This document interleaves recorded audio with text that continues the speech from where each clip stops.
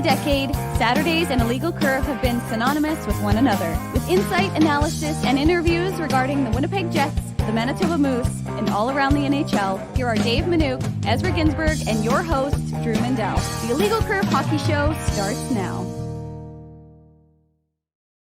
Good morning, Winnipeg. Good morning, Manitoba. For all those joining us live this morning on our YouTube channel and all of our social media platforms, we say good morning, universe, and welcome to the Illegal Curve Hockey Show. With Dave Minuk, with Ezra Ginsburg, I am your host, Drew Mindell. Settle in, pour a cup of coffee. We got a couple hours of Jets talk coming your way on this Saturday morning.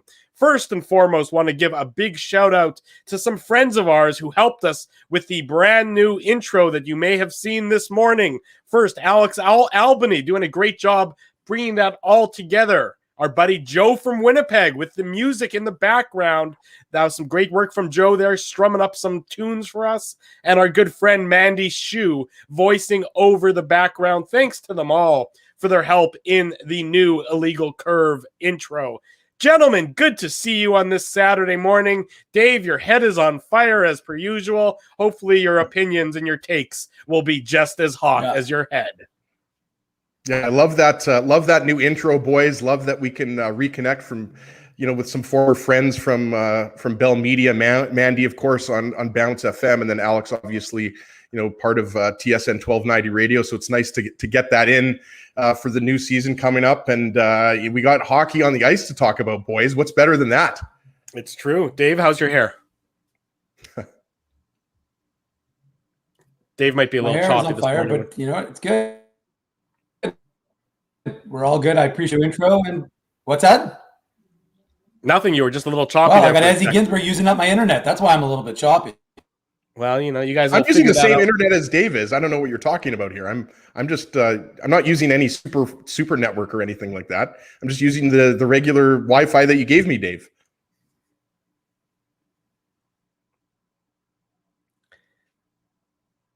We'll let Dave. We'll let Dave figure out his internet issues. And I didn't hear a single I'm going to try and figure this out. Yeah. Okay, you guys, you figure that out, Dave. Good time to be doing it is now, 5 minutes after the show started. I think Dave probably made some good points there, Drew. I didn't hear any single one of them, but I think he might have said something very, introspective there. I'm sure he did. Undoubtedly, he was being very deep and insightful at that point in time. Ezzy, let's get started with the Winnipeg Jets. As you mentioned, there's some actual hockey being played on the ice, not necessarily a game so much, but practice, this professional mini camp, as they've been calling it, ahead of the start of training camp next Thursday. And to me, there's been some interesting points that have come out of this week so far. But the most interesting, I think, had to do with some of the comments coming from Winnipeg Jets head coach Paul Maurice, especially his comment that, quote, this is the best balanced lineup we've had. And he goes on and talks about how, back in 2018 when they made the run, the defense was probably a little bit ahead of where the offense was in terms of on the aging curve. And then, of course, we know what happened with the defense, and then the offense was better than the defense. And then, now he's saying, I guess they're all sort of on the right plane and on the right level for the start of this 2021 hockey season. To me, some very interesting comments from the Jets head coach so far this season. Yeah, Drew, and it shouldn't come as a surprise because we know, that this Jets team has aspirations of going and winning a Stanley Cup, right? Because when you bring back the majority of your team from last year, minus Mason Appleton, minus Matty Perreault, a couple veterans like Nate Thompson and Trevor Lewis, and I guess, you throw in Derek Forbort and Tucker Poolman in there. I mean, now that I think about it, there actually has been quite a bit of turnover, but the core of the team, right? Like, we're talking about the veterans like Mark Scheifele and Blake Wheeler, and bringing in Paul Stastny on a 1-year contract, Connor Hellebuck, like the list goes on. The core of this team has not changed from last year. And then you supplement that with Nate Schmidt and Brendan Dillon on the back end. So there's no doubt that we talked about this last week. Like, on paper, no one's going to argue that this Jets team is more talented than the team that got swept in the second round against Montreal, right? So I'm not surprised Paul Maurice said that, but a little bit surprised, Drew, in the sense that you usually don't hear that from the head coach before training camp has even started. You usually hear these guys, and coaches I'm referring to, and general managers, and you usually kind of you hear them tempering expectations, right? Like I don't think you're going to hear many coaches or GM saying that, oh yeah, we're gunning for the Stanley Cup. I mean, let's be honest. If you're not gunning for the Stanley Cup, you're in the wrong business. All 32 teams should be aiming for Stanley Cup, and that includes the Seattle Kraken. I mean, I think it's going to be very tough with the Kraken's roster to win the Stanley Cup, but this is why you play the game. You play the game to win the Stanley Cup. But yeah, Paul Maurice, those are very strong words for him, in his first media availability of the fall. You're absolutely right to your point there, Ezzy, is that usually head coaches, I mean, this is a sort of a rule of thumb in sports. It's a rule of thumb often in politics with the election coming up on Monday. And don't worry, we're not going to talk about that. But you sort of lessen expectations and then you overperform. But after you lessen those expectations, Paul Maurice here isn't saying, this is he didn't come out and say we're going to win the Stanley Cup, but he certainly, didn't take any of the expectations or take any of the pressure, I would say, away from this team. I think people here in Winnipeg, I think people around the NHL look at this Jets team and say they're improved. They're improved particularly on their back end. They still have, if not the best goalie in the league, then they have a top 2 or top 3 goalie in the league. And now they have better defense in front of him.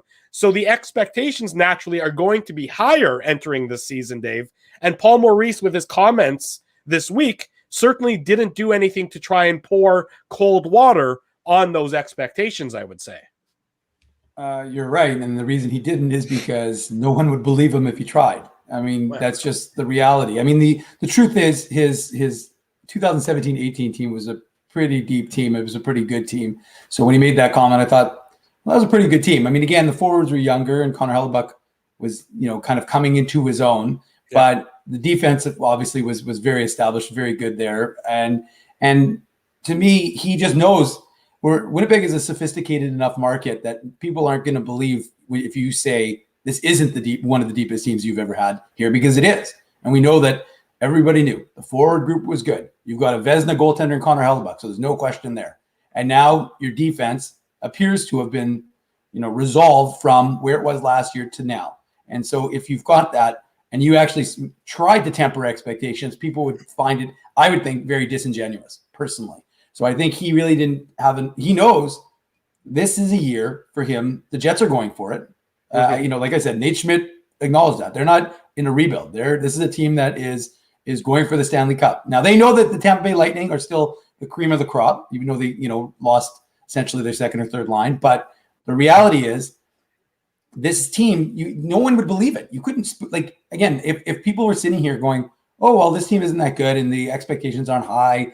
And, and if they exceed the expectations, well, that's great. Every single person in this market, for the most part, I would suggest, is paying attention, because that's what they do in Winnipeg and in Manitoba and elsewhere who follow the Jets. And they know that this team is as deep as they've been and that they're going for the Stanley Cup. So to suggest anything otherwise, I again, like I said, I'll go back to the word disingenuous. I think it would just be disingenuous to make that assertion.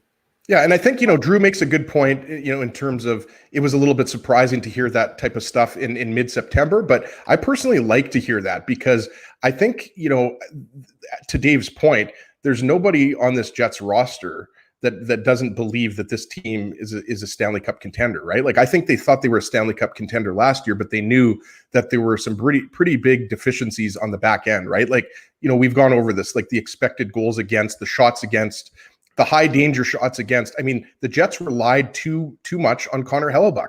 I don't care what anybody says. Connor Hellebuck's goaltending bailed them out of a lot of games. He won them a lot of games, not solely based on his goaltending, but a lot of it had to do with his goaltending. He's one of the best goalies in the world, if not the best goalie in the world. But now you've brought in two 30-year-old defensemen in Schmidt and Dillon, who are bona fide top 4 defensemen, right? So, I mean, this team is better. They're going to be very tough to play against, I think. And if you think about it, guys, like back in early July, we were debating, whether the Jets were going to expose Logan Stanley or Dylan DeMello. Well, now that's potentially your third pair. It might be the best third pair in the league. It's certain. Strictly looking at talent, they're a more talented team.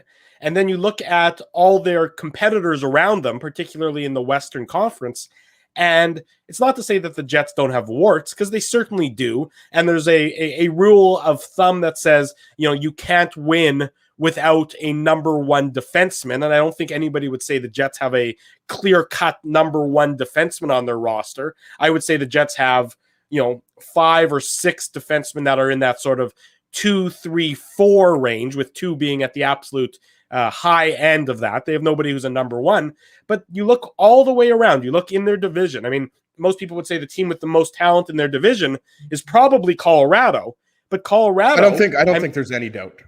Right. But Colorado, you'd say, okay, what about their goaltending? I mean, you don't know what they have necessarily in the combination of Darcy Kemper and Pavel Francouz. And that was what hurt them at the end of the year last year in the playoffs, is, their goaltending ultimately wasn't up to snuff. So you just look around and there's no reason why, as you sit here today, and we talk about expectations, there's no reason why, with the talent the Jets have on their roster, they couldn't be, not necessarily that they shouldn't be, but that they couldn't be a Stanley Cup finalist out of the Western Conference. I know cart before the horse, and I admit, it's, September 18th here, so we're probably getting a little ahead of ourselves, but you just look at strictly from a roster, a roster standpoint, and you compare it to all the other upper echelon teams in the West, and they all have holes, Jets too, but there's no when your hole isn't goaltending and your biggest hole has been shored up to a great deal, it's why you have these expectations and why people have confidence that this team is going to go places this coming season. Right. And you can say it's ridiculous that we're talking about, Stanley Cup and Stanley Cup contention, and, training camp hasn't even started. But the reality is, you don't give up those draft picks and bring in Nate Schmidt and Brendan Dillon at, the potential risk of Ville Heinola not playing in your lineup. Right. And the reason why I say, risk, I guess the risk might be the wrong word, but that means that a guy like Ville Heinola will probably play, a good portion of the season in the American Hockey League, right? So what I'm saying is maybe it's at the cost of a guy like Ville Heinola or Dylan Samberg. And it's not a bad thing, right? Because Dave will tell you, if Ville Heinola and Dylan Samberg are your top 2 defensemen in the American Hockey League, I mean, you're going to have a really good team. These are really skilled guys that are going to be in the NHL eventually, but you don't make those types of moves. You don't bring in a guy like Riley Nash, unless you're trying to, compete for a Stanley Cup, because that might be, again, at the cost of, a younger player like David Gustafsson not getting a spot. Now, we'll get into this later, because I think there's a good chance, David Gustafsson could be your 4th line center to start the season, but there's always a chance, that someone else beats him out in training camp, right? Like Evgeny Svechnikov, Dominic Toninato, who we're going to have on later. I mean, these guys are also trying to, push into that top 12, right? So the point is that the moves that Chevy made in the offseason, you don't make those moves unless you believe that your team can go all the way. And again, it's mid-September here, guys. Like we're getting way ahead of ourselves. And people might think, we're being a little bit of homers here because we're based in Winnipeg. I know that a lot of Jets fans watching and listening on the podcast are going to love to hear it, but they addressed their defense and they didn't give up anybody on their roster. So again, I don't think they're the most talented team in the league, but I absolutely think they're in the conversation to go, have a really good regular season and go on a Stanley Cup run. Yes, Tampa Bay is the team that everyone's gunning for. Colorado is arguably, the most talented team, in the NHL, but I think, the Jets are not that far off. To me, Dave, I thought that some of the comments we've heard over the last couple of days from Ville Heinola and from Dylan Samberg, I thought were particularly interesting to me, in the sense that they know, I mean, they're not silly, they're not foolish, they don't put blinders on. They know that there doesn't appear to be a spot for them, in the Jets' top 6. But you have to like what you heard from both of those guys and saying, yeah, we know what happened, but I can't control that. So I'm just going to do what I can, and I'm going to work hard. And I expect that I'm going to try and overtake some of the guys who are so-called penciled into the top 6. And Ville Heinola sounds like he had a big offseason, where, getting bigger, getting stronger. And you just have to like that there's already that internal pressure coming from within the organization where the young guys are saying to the veteran guys, yeah, you might have the job on September 18th, but don't for a second rest on your laurels, because I'm coming to take that job from you. If not today, maybe a month from now or 2 months from now or 6 months from now or next season. But that pressure is constantly churning through the Winnipeg Jets organization, particularly on the back end right now. Yeah, and I think this move does a few things. One, it insulates the young defensemen from putting them into situations where they're not quite ready for it. Look at what Atlanta did with Zach Bogosian, for example, how they maybe jumped him a little bit early into the lineup. And this allows the Jets to insulate players like Dylan Sandberg, like Ville Heinola, like Johnny Kovacevic. And the truth is that, like as you said, you'll never hear me say guys playing in the AHL is a bad thing, because it gives them a ton of experience. And the second part from the insulation, Drew, is that you're giving these guys an opportunity to be hungry and know, like, nobody's getting hand to hand. Look, we know the veterans are the veterans. They're the guys who are going to have spots. Ville Heinola has to be looking at Logan Stanley's spot saying that isn't, solid. And I still have an opportunity to get into there. So I think if I'm Ville Heinola, I'm not looking to overtake Josh Morrissey. I'm not looking to, you are, but eventually. But you're not expecting it necessarily for this season. That's right. So you're not expecting Josh Morrissey. You're not expecting, Brendan Dillon's spot. But Logan Stanley, there's a spot that if Ville Heinola comes in and challenges, nobody, like we've talked about it. It's not set in stone that Logan Stanley is that, third pairing left side defenseman. It seems likely given what he was able to do last year. But Ville Heinola could come in and to the point. Now, I haven't been at training camp yet, but the truth is that, or the mini pro camp, I should say.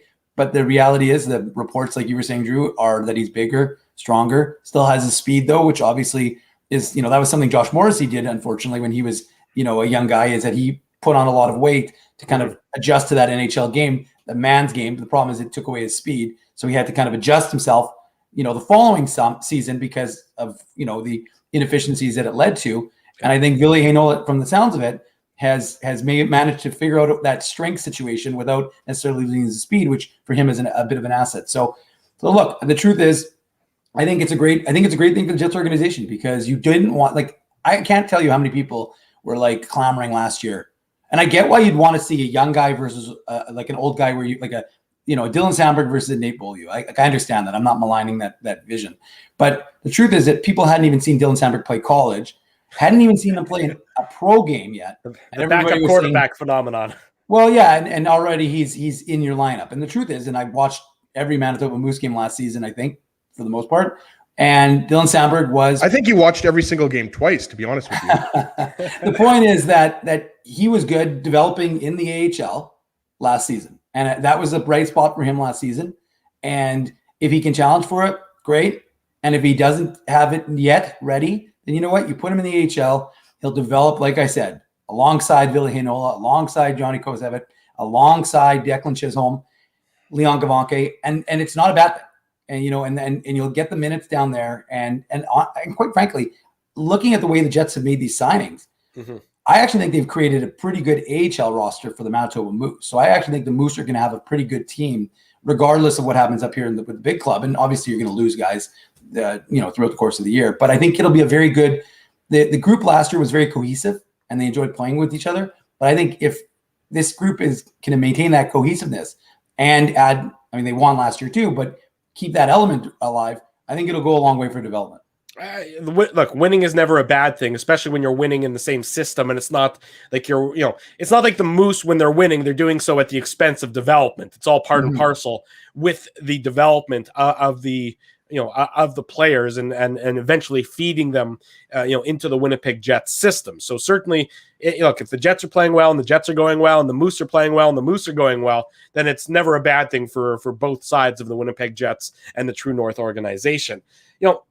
More from Paul Maurice, I thought it was, I just thought his comments were really interesting. I think he, a lot of talk this year is, who's got the pressure on them? Who's got the pressure on them? And, Pierre-Luc Dubois is at the front of everyone's list about, who has the pressure on him. And I thought his interview, and we'll talk about a little bit later on in the show, his interview with Elliot Friedman and Jeff Merrick on the 31 Thoughts podcast, I thought was really insightful and really interesting. And if you haven't heard that, check it out. It's on illegalcurve.com. You can find the link to it, company man. But, and he was talking about, the pressure that he's experiencing this year and after what was, in his words, also a lousy year last year. But I think Paul Maurice, of anybody on the roster, on the ice, behind the bench, in the organization, I think Paul Maurice has a lot of pressure on his shoulders this year because the pass, not that it's necessarily been a free pass, but, the excuse or the reasoning of the defense and the lack of reinforcements coming via Kevin Cheveldayoff since the great defense departure of a couple years ago is all gone. And he knows he's got the defense. He knows his general manager went out and did him a favor. And now he knows that it's up to him to maximize the ability of not only those new defensemen, but the forwards that they play in front of, and really overhaul the entire system and maybe get back to playing a style similar to 2017-18 when the Jets were way more aggressive and in their forecheck and way more aggressive at the offensive blue line than we saw the last couple of years, where there definitely were much more of a passive mindset. I think that's going to be a fascinating element to watch, the Paul Maurice, his usage, and the strategic approach to the game as we enter this coming season. Yeah, it's a good point, Drew. And Kenny Weeb wrote about that, for Sportsnet. I mean, there's no doubt that when you have a Nate Schmidt and a Brendan Dillon on the back end, you're able to play more of an up-tempo pressure game. And that's what we saw from the Jets, 2 or 3 years ago. And we didn't see that as much the last couple of years. A lot of that had to do with personnel. But to your point, I mean, there's always going to be pressure on a head coach of a professional sports team, right? I think that's such an obvious cliche, but there's definitely going to be more pressure this year, considering the moves that were made and that quote unquote Wheeler window that our boy Mike McIntyre of the Winnipeg Free Press likes to talk about, right? Like, the window for the Jets is now, and it's not going to be open forever. Dave mentioned the Tampa Bay Lightning earlier. Like, could the Lightning compete for a Stanley Cup? Well, yeah, of course they can compete for a Stanley Cup, boys, because they've won the last 2 Stanley Cups, and they've still got Nikita Kucherov and Victor Hedman and Steven Stamkos, Andrei Vasilevsky. I mean, if you want me to go through the whole roster, I will. Losing Yanni Gord and losing Blake Coleman, even losing like David Savard. I realized Savard was a rental and he signed with Montreal, but like Coleman and Gord specifically, I mean, that was 2/3 of your third line. Tyler Johnson is also gone, but he's not as big of a loss as Yanni Gord and Blake Coleman. But the point is, the Lightning are not going to be as deep this year. So I think this year is more wide open than it's ever been.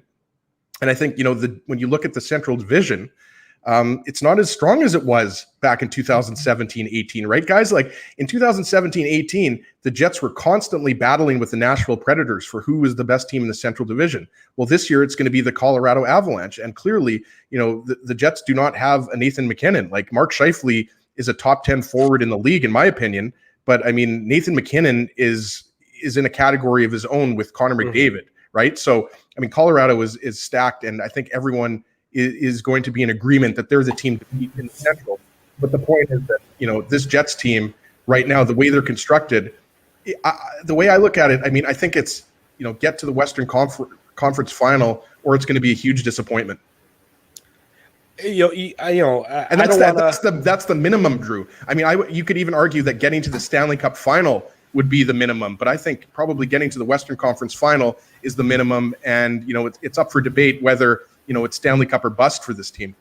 Well, it is similar to 17-18 in that, if you look at the Western Conference as a whole, and I haven't really done my deep dive into the West yet for this season, but I would say, I think, with a relative degree of confidence that the top 3 teams, or Colorado and Vegas are probably, the 2 best teams in the conference. Not to say that Vegas doesn't also have some holes on their roster, because they certainly do.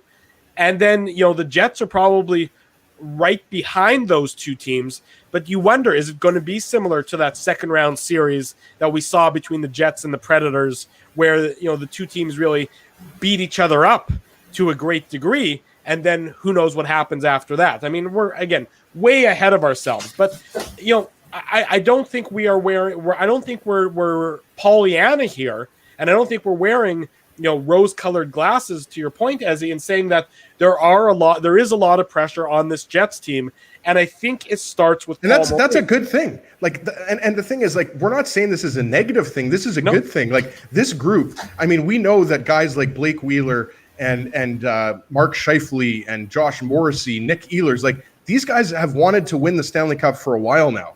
Like, this, it's not like all of a sudden they've turned a switch and that's their goal now. I mean, their goal has always been the Stanley Cup, but now they have the personnel to do it, right? Like, when you bring in Nate Schmidt and you bring in Brenda Dillon, and again, they haven't brought in Bobby Orr and Ray Bourque here, but these are bona fide top four defensemen that are perfect fits for what the Jets needed, right? Like, Brendan Dillon is that big-bodied left shot defenseman, can move the puck, chip in a bit offensively. Nate Schmidt is a guy that you can put on the top pair with Josh Morrissey. He can play power play, penalty kill, all situations. He can play 25 minutes a night.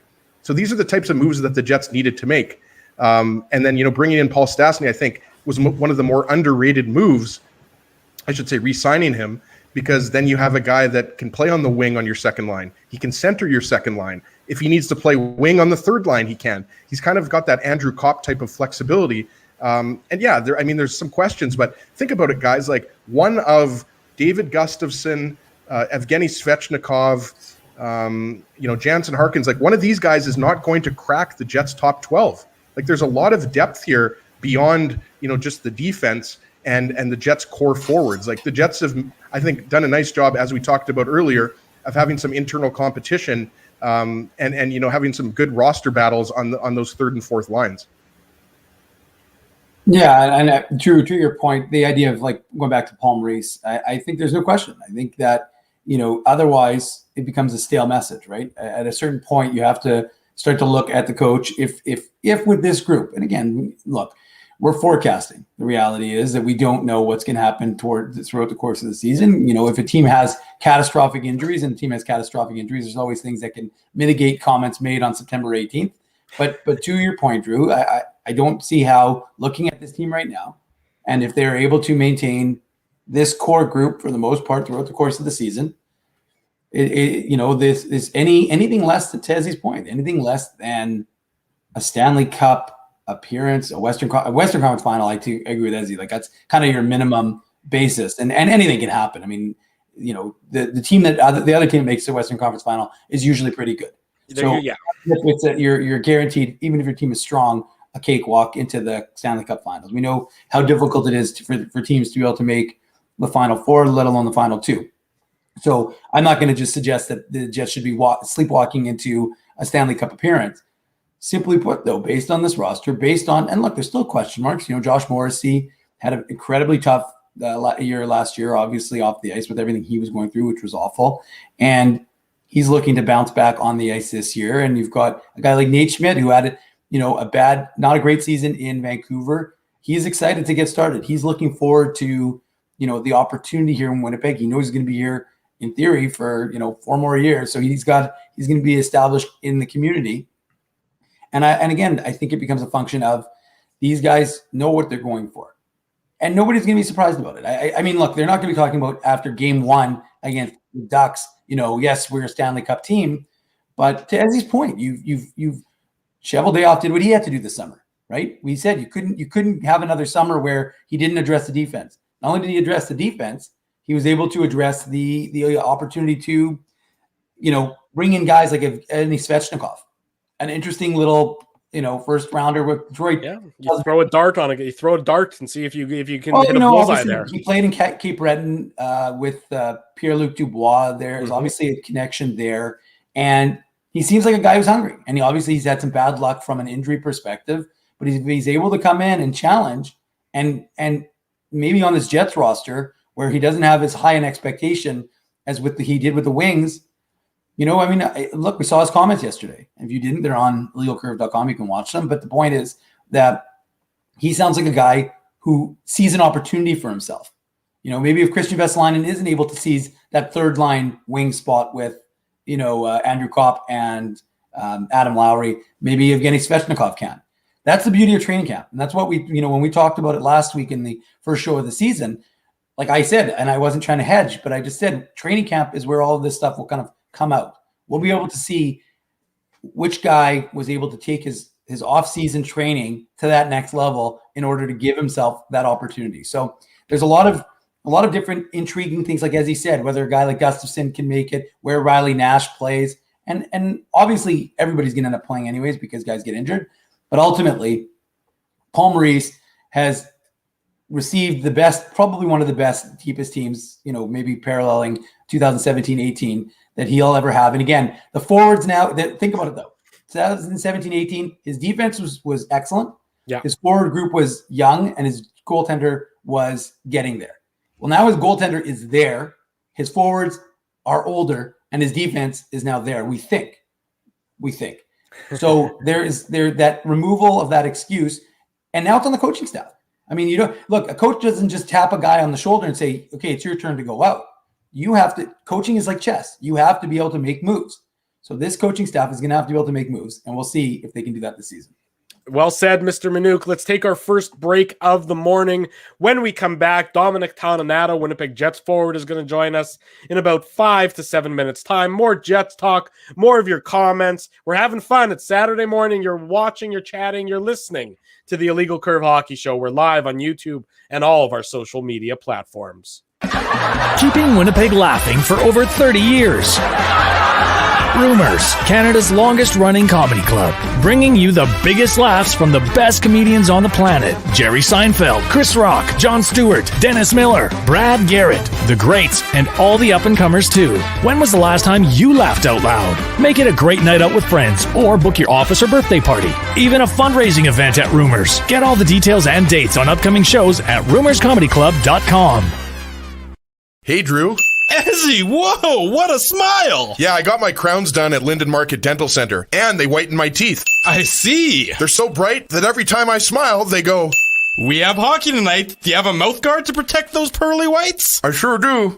Whoa, they even ting through the mouth guard. Linden Market Dental Center covers all your dental needs, from restorative to cosmetic dentistry, and will fit you with a sports guard for that active lifestyle. 877 Waverly. See lindenmarketdental.com. Hi, it's Drew from Illegal Curve here. Selling your home can be stressful, but it wasn't for me. Thanks to my friends at Zappia Group Realty, they made the process so easy. My home sold within 48 hours and with multiple offers. Zappia Group Realty took care of everything with their exquisite customer service and attention to detail. If you want to sell your home for more in less time, get started by talking to Frank and Mauro Zappia of Zappia Group Realty. Online at zappiagroup.com.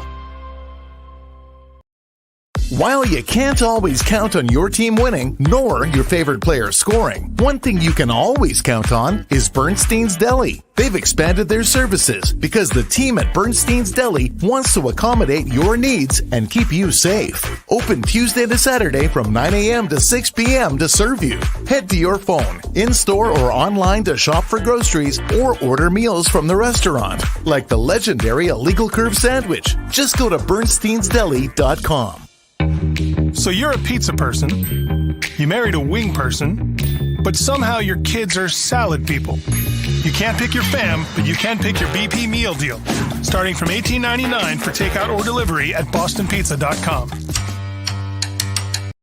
We're back Saturday morning, the Illegal Curve Hockey Show here live on YouTube, live on all of our social media platforms. Maybe you're listening afterwards via the podcast, wherever you may be listening, joining us on this Saturday morning. Thank you so much for doing it. Reminder, if you haven't yet, smash that like button, leave us some comments, give us a thumbs up, subscribe to the YouTube channel. That way you get alerted each and every time we go live here on this fine platform. Drew, Dave, I just comment. sorry, go ahead. I was going to say, Dave, a comment from Joe from Winnipeg wanting to know what happened to Yuna Luoto.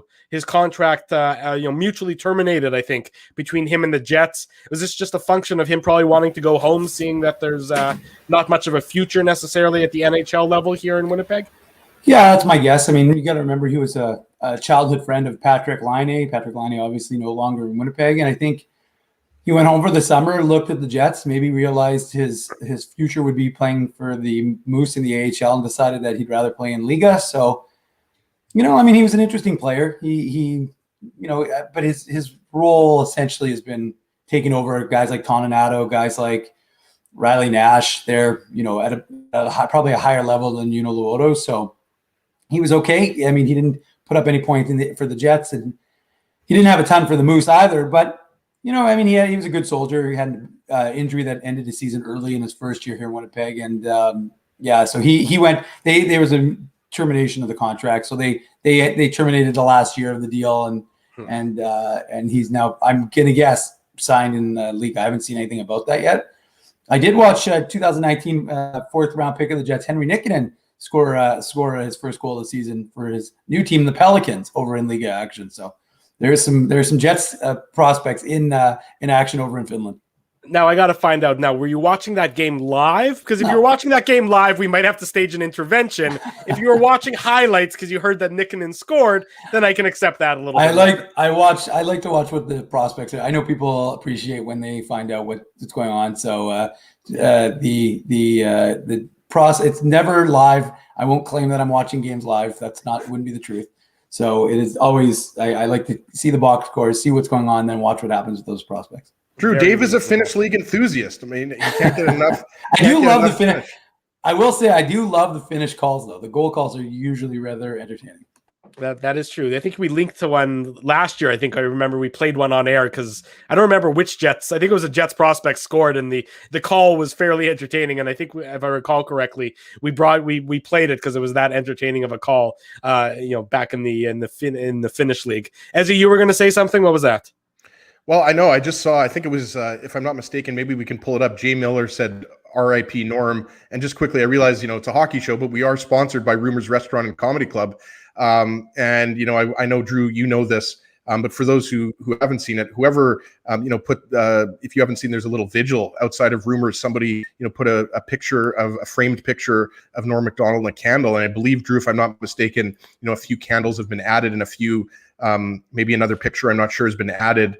But just awesome. I know Norm played at Rumors, and I think, most people, that have seen Norm Macdonald do stand-up or watched him on SNL or seen him in movies know he was one of the funniest people out there. So definitely we're going to miss him. We are, but we're pleased to welcome to the program from the Winnipeg Jets, Dominic Toninato joins us on the show now. Dominic, good morning. Thanks so much for joining us. How are things?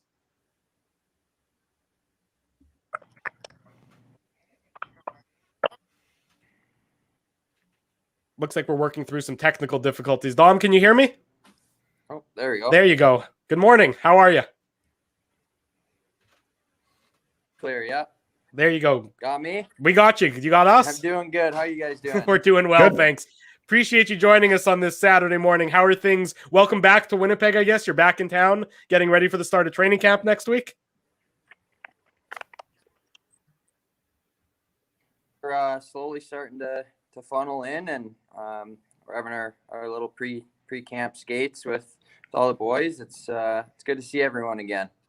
Undoubtedly. How was your summer? What was, I guess, sort of where do you spend it? Do you go back home to Minnesota? Is that where you're spending your time? And sort of what was what's your priority for the summer after what was undoubtedly a very strange year for you when you actually didn't get into very many games either at the AHL or the NHL level, given the whole taxi squad of last season?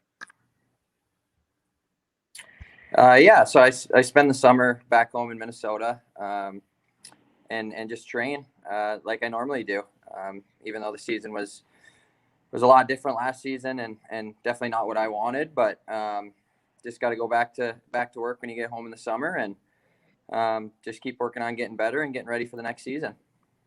So Dominic, obviously we want to get into the upcoming season, but we have to go back to the goal in Game 1 against the Edmonton Oilers. Obviously, a lot of Jets fans were super pumped up with that game. Tied 1-1 in the third period. Can you just take us back, to that goal? Obviously, Logan Stanley, with the big slap shot from the point. And I actually went back and watched, and it was about 20 seconds before it was called a goal. And I think everybody on the bench, including yourself, were super surprised. But just, considering everything you went through last year, can you just take us back to, that goal against the Oilers?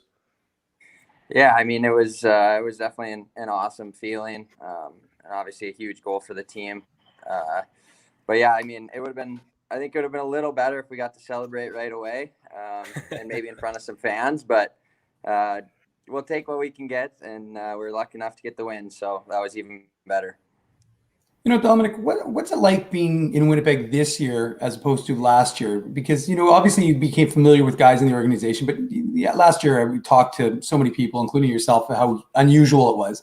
So how nice is it to come in and feel a little more familiar with the group and have it a little different than it was the previous year?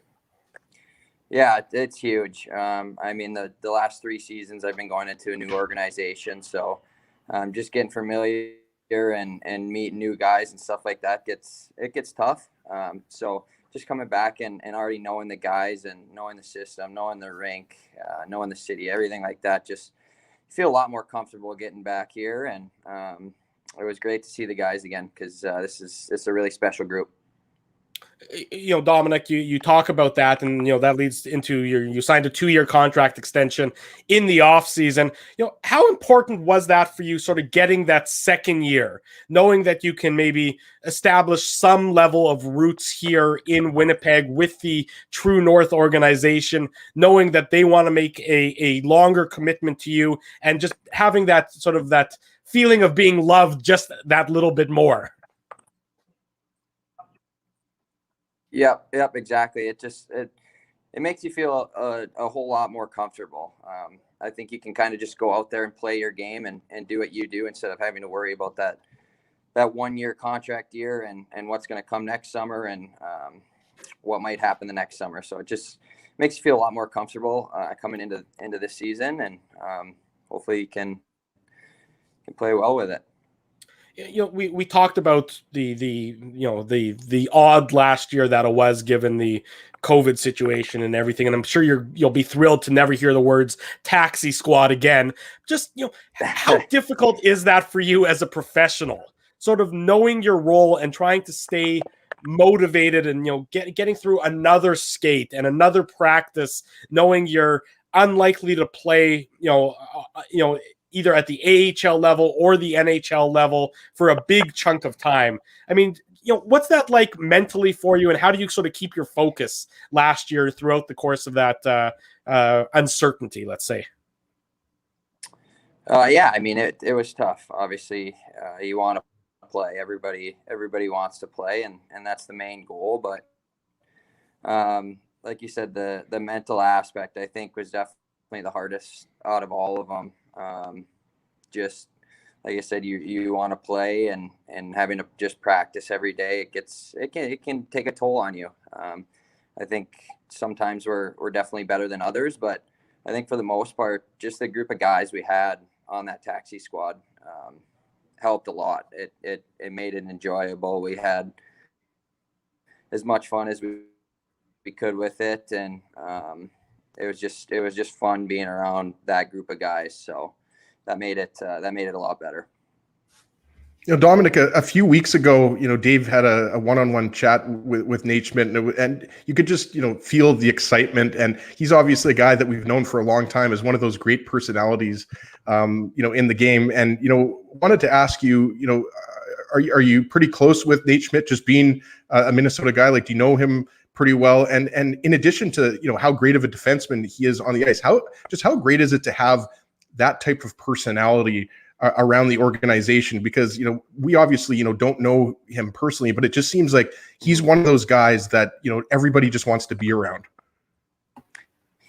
Yeah, for sure. I skate with him. I've skated with him a couple times in the summer, so I don't know him a whole lot, but I definitely know him. We've become closer over the last few skates, especially with him coming here. But yeah, he has an awesome personality. He lightens up the room. He has a lot of fun every day, and I think it's going to be great to have around the locker room and on the ice.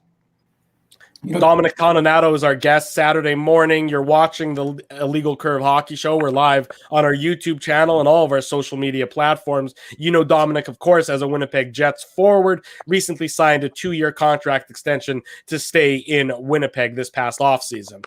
Now, Dominic, when you came back, when you finally got into some action last year, you went down, played with the Manitoba Moose, and you played on a line with Cole Perfetti, and you guys had some nice chemistry. You had 3 goals in 3 games, but really, I think it was 3 goals, and you had 2 goals in one of those games. So So you had a pretty good chemistry with Cole Perfetti. I believe he had 3 primary assists on all your goals. So what was it like playing with him, and what can Jets fans appreciate? Because obviously, aside from I think myself, nobody else was watching the Moose games, at least live. So what are the people going to be able to appreciate from a guy like Cole Perfetti? Oh, he's just a great player. That's why he's drafted so high. He has a ton of skill. His work ethic is great. He always wants to learn, and just getting a chance to play with him, you can really see his skill shine. He's a great playmaker. He can score goals. He can pretty much do it all. So he's gonna have a long NHL career. Moving away from on the ice activities, Dominic, you mentioned you spent summer in Minnesota. So is it fishing? Is it golfing? Is it just kicking your feet up and relaxing? What does Dominic Toninato do in the off season when you're not training for the upcoming year? I'm not a big hunter. I do some fishing on the side, but unfortunately it was a shorter summer and was pretty busy summer, so it didn't get a lot of fishing in. But for the most part, just golf, hang with family and friends, and try and spend as much time with them as possible. And then also got married this summer, so that took up a good chunk of it. Congratulations! How was that? Thank you. Good party? It was awesome. Yeah. Oh yeah. It was really good.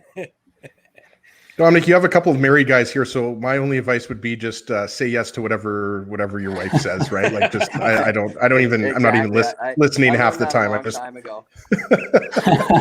But congratulations on that. Yeah. Right. Exactly. Thank you. Just getting back to training camp coming up starts on I believe it's Wednesday or Thursday that main training camp starts. And, we talked about last year was a little bit difficult for you just in terms of you weren't able to get into as many games. And obviously you're hoping to get into many more games this year. With the Jets, was there something that you tried to focus on in the off season in terms of training or maybe, the mental part of the game, or kind of for you, how is this different, this training camp, in addition to the fact that it's going to be a normal season, obviously? I don't think I really tried to focus on one particular thing this summer. Just kind of trying to round out my game and try and get better in all aspects. But as far as training camp, I didn't even get to experience the training camp last year, so this will be my first one with the Jets. So just gonna go out there and compete and battle and show them what I got and hopefully make a roster spot. And Dominic, is that something you do ahead of each season? Some guys like the goal set. Are you the kind of guy who sets a goal in mind, whether it's, like you said, achieving a roster spot, whether it's something else? Do you do that sort of thing during your summer to mentally prepare yourself and have a goal in order to try and reach during the regular season?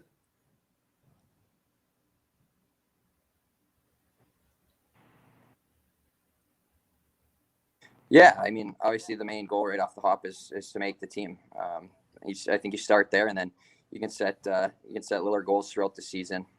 Once you get that first goal out of the way. Dominic Toninato, our guest on the Illegal Curve Hockey Show. Now, Dominic, you played your college hockey at Minnesota Duluth, same as Dylan Samberg. Is there any sort of friendly rivalry going on in the dressing room with? Don't forget about Neil Pionk, Dave. Guys? Drew, don't forget about Neil Pionk, of course. Yeah. There's a lot of Minnesota guys there. So how, the friendly competition, the friendly rivalry, how does that sort of play itself out over the course of a season? It's definitely good to have some fellow dogs here, especially when we're rooting against the other rivals that are also here. So we definitely outnumber them. So it's good. It's good. We have that bond from back in college, and it's fun.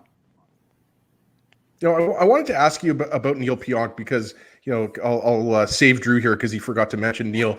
But, how nice is it to you? Like, you hear about kind of life coming full circle. How nice is it, having played with him for Minnesota Duluth and now, you guys are living out your dreams in the NHL and playing together with the Jets. Yeah, it's crazy. We played against each other growing up, and then was fortunate enough to play college with them a couple of years, and now, like you said, just full circle getting to play here. It's been awesome to watch his career grow and watching him just keep taking the next steps. And he's a heck of a player, and he's a heck of a friend. Dominic Toninato is our guest on the Illegal Curve Hockey Show. Dominic's a forward with the Winnipeg Jets. He joins us ahead of Jets training camp, which gets underway next week at the Iceplex. Dominic, I don't know if we make too much out of this or not, but friendly Manitoba is being replaced by Minnesota Nice, and is there a joy to that in being able to play with all of these guys, like as he just listed off too, but top to bottom, you've got so many from Wheeler all the way to CJ Cease. There's all these guys who have Minnesota roots in the organization. Does that add something for you? And you bring in a guy like Nate Schmidt, and like you said, there's a laundry list of guys that are new here that are Minnesota born. Does that make it a little more special for you when you come here? Yeah, for sure. I mean, you have that connection.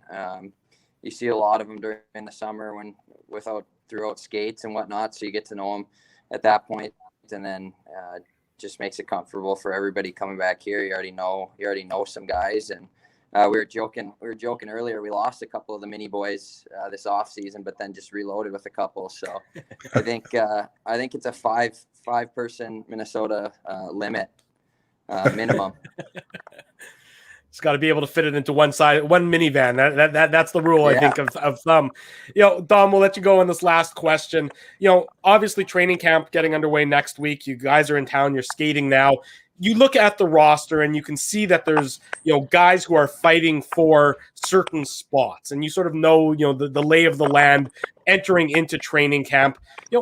How does that sort of motivate you as you start training camp? How did you use that as a drive to try and capitalize on one of those available roster spots on the Jets roster ahead of this season?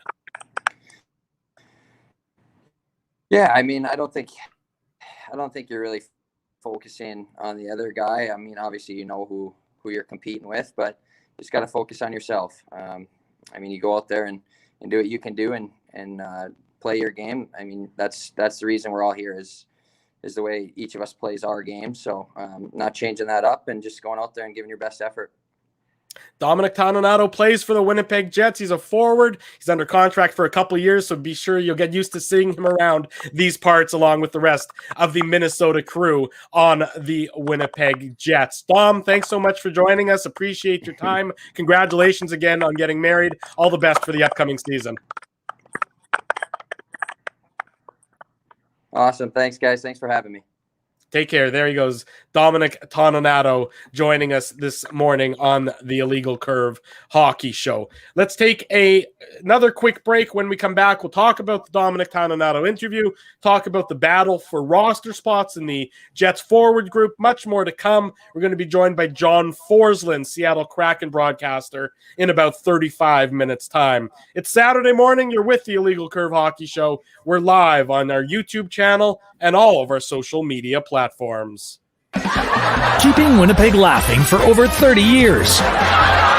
Rumors, Canada's longest-running comedy club, bringing you the biggest laughs from the best comedians on the planet. Jerry Seinfeld, Chris Rock, Jon Stewart, Dennis Miller, Brad Garrett, the greats, and all the up-and-comers too. When was the last time you laughed out loud? Make it a great night out with friends, or book your office or birthday party. Even a fundraising event at Rumors. Get all the details and dates on upcoming shows at rumorscomedyclub.com. Hey, Drew. Ezzy, whoa, what a smile! Yeah, I got my crowns done at Linden Market Dental Center, and they whitened my teeth. I see. They're so bright that every time I smile, they go, "We have hockey tonight. Do you have a mouth guard to protect those pearly whites?" I sure do. Whoa, they even ting through the mouth guard. Linden Market Dental Center covers all your dental needs from restorative to cosmetic dentistry and will fit you with a sports guard for that active lifestyle. 877 Waverly. See lindenmarketdental.com. Hi, it's Drew from Illegal Curve here. Selling your home can be stressful, but it wasn't for me. Thanks to my friends at Zappia Group Realty, they made the process so easy. My home sold within 48 hours and with multiple offers. Zappia Group Realty took care of everything with their exquisite customer service and attention to detail. If you want to sell your home for more in less time, get started by talking to Frank and Mauro Zappia of Zappia Group Realty. Online at zappiagroup.com. While you can't always count on your team winning, nor your favorite player scoring, one thing you can always count on is Bernstein's Deli. They've expanded their services because the team at Bernstein's Deli wants to accommodate your needs and keep you safe. Open Tuesday to Saturday from 9 a.m. to 6 p.m. to serve you. Head to your phone, in-store or online to shop for groceries or order meals from the restaurant, like the legendary Illegal Curve sandwich. Just go to bernsteinsdeli.com. So you're a pizza person, you married a wing person, but somehow your kids are salad people. You can't pick your fam, but you can pick your BP meal deal, starting from $18.99 for takeout or delivery at bostonpizza.com. We're back Saturday morning. Welcome back to the Illegal Curve Hockey Show here on our YouTube channel and all of our social medias. Drew Mindell, Dave Minuk, Ezra Ginsburg. As he'd answer your question, the tribute to Norm Macdonald outside of Rumors has grown, according to Instagram, to 3 candles, 2 bouquets of flowers, and in a very appropriate deck of playing cards for a guy who enjoyed playing some cards every now and then. So I don't know about you. Yeah, I don't know about you guys, but I have spent a lot of time watching old, Norm Macdonald, SNL, and stand-up comedy. I got to see him at the Burt. I think that was, I want to say 2014, 2015. He was rocking that Jets hoodie. If you guys remember, he was at the Jets game rocking that Jets hoodie. Just one of the highlights for me. I mean, Drew, you know how much I love stand-up, and he's one of the all-time greats. So he certainly is, and a lot of people were, going through their memories, going through their emotions when it was announced that he passed away earlier this week from cancer at the young age of 61. So certainly far too young, but we do have his great comedy that will stay with us for the coming generations and so forth. Big thanks to Dominic Toninato for joining us. Awesome interview. Insightful interview. This is a guy who clearly can see the opportunity that's in front of him in Winnipeg. And I don't think that we can sort of overemphasize just how difficult last year must have been for him. Playing a grand total of, I believe the number was 6 regular season games between the AHL and the NHL level, and then coming in and getting that game-winning goal in Game 1 in Edmonton. Smart play, put a stick on a shot and have it go in. But just how difficult it must be to stay motivated last season. And, he alluded to that about how difficult a year it was. And I'm sure that he's looking at the opportunity in front of him and the fact that, the fourth line has a lot of question marks on it. There's even a role potentially on the third line. And he knows that this is a very important training camp for him, in trying to solidify his role with the Winnipeg Jets. It is worth noting, of course, he is on a 2-way contract for the first year of that 2-year deal that he signed with the Jets. So he could go down to the AHL and play for the Moose without having to, he's got a little more flexibility in his contract than a lot of other players. Yeah, I think there's a good chance, guys, that you're going to see Dominic Toninato, as one of the Jets, top 12 forwards, or at the very least, maybe he's the quote unquote 13th forward, but he's a high energy player. And to Drew's point, the fact that he only played 6 regular season games between the Jets and the Moose, and then he comes in and he scores the game winning goal. I mean, it shows you a lot about his character, right? And I know that the guys in the dressing room, they really like the type of personality and the type of hard working, honest effort that he gives every time he's on the ice. So he's a very valuable player. And as I mentioned, I mean, we don't know exactly what that fourth line is going to look like because it's going to be completely new. But, I think there's a good chance that you're going to see some combination of, Riley Nash, Dominic Toninato, Jansen Harkins, and then obviously, David Gustafsson is a candidate to be on that fourth line. Maybe David Gustafsson is going to be, the winger on that third line because he can play the wing, right? But Toninato is absolutely one of those guys that's going to be a valuable, depth piece for the Jets. Yeah, I mean, Dave, you look at this Jets roster entering training camp, and there certainly are more questions, I would say, up front, more question marks at least up front than there are in the back end. Really, the entire fourth line, the composition of who's going to be playing on that right side, presumably of Kopp and Lowry on that third line, and who's going to be playing on the left side of the with Dubois and Ehlers or however it's going to look. We know Stasny is obviously going to fill one of those roles, if either the second line role or the third line role. But there's a lot of question marks around this Winnipeg Jets forward group.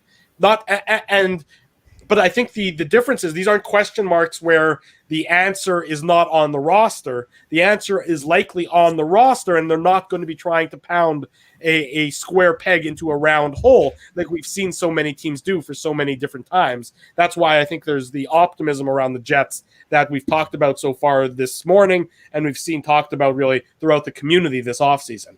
Yeah, exactly, Drew. And I think that the beauty of that is you want to see these young guys pushing for opportunities. And there are some, overagers, if you want, like a guy like Dominic, not exactly an old guy, but that idea of a guy like him who's going to push for a roster spot. A Riley Nash, an experienced guy who, everyone thought he was a solid addition. You're not getting any offense with him, but you don't really lose any defense. He's a very solid defensive center for Columbus, and then obviously was traded to Toronto. I think he played 2 games for the Leafs, but yeah, the point is that the Leafs didn't play that many more.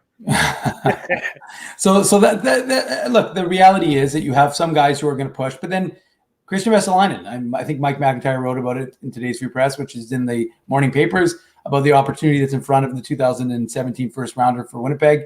That idea of that here's your opportunity.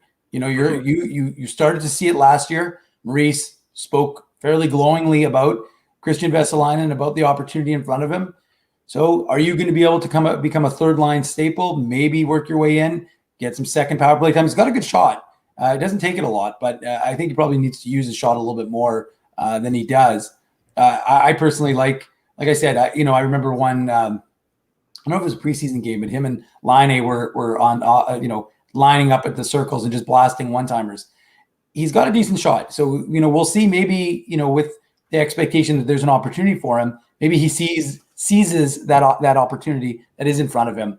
And a guy like David Gustin, who I've been banging on that hammer banging on that drum, with the hammer for quite some time, because here's a guy who is ready. I mean, there's nothing left for him to accomplish at the AHL. Now, if he plays at the AHL, is it better than him sitting in the press box? Yes, absolutely. And it'll benefit him. But I just think that he can do now what Paul Maurice needs a, quote, young player to be able to do, which is to play in more than one role. If you want him to play PK, I think he can be trusted with that. Now, he'll have had some things. Pascal Vincent, former Moose coach, talked about what David Gustin needed to work on over the course of the summer. So if he was able to do that successfully, here's a guy who can maybe go in, play some PK for you. He's obviously not going to be a power play guy for you, but maybe he plays a little PK. And is he going to be more effective than Nate Thompson? I would think he is going to be. So to me, here's an opportunity for a guy that you developed it in your AHL system. Now give him an opportunity. Again, it's just an opportunity to seize that role. We'll see if he's able to do it. That's the beauty of training camp, though, Drew, and as is that these guys are given an opportunity. There are open spots, like I said, with the expansion draft, with Mason Appleton leaving, and the fourth line essentially gone. Mm-hmm. So there you go. There's your opportunity. And Cole Perfetti, who we haven't even talked about, he's coming to camp, and we know he's either going to be playing with the Jets or the Moose. That's the luxury of this AHL exemption that'll allow a guy like Cole Perfetti, who had nothing left to gain at the junior level, and according to Craig Button, when we had him on last season, could probably only develop bad habits because he's played with men, because he's adjusted his game to the pro level for so long.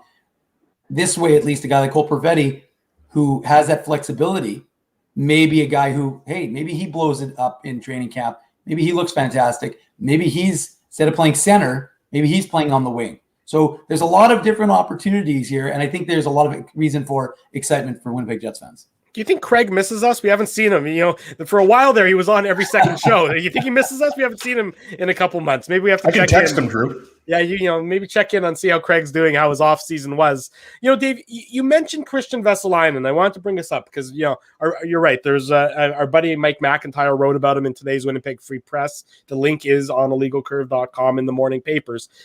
To me, I look at Vesalainen, and everyone's saying Vesalainen, for that third line role next to Kopp and Lowry. Mm-hmm. I take a step back.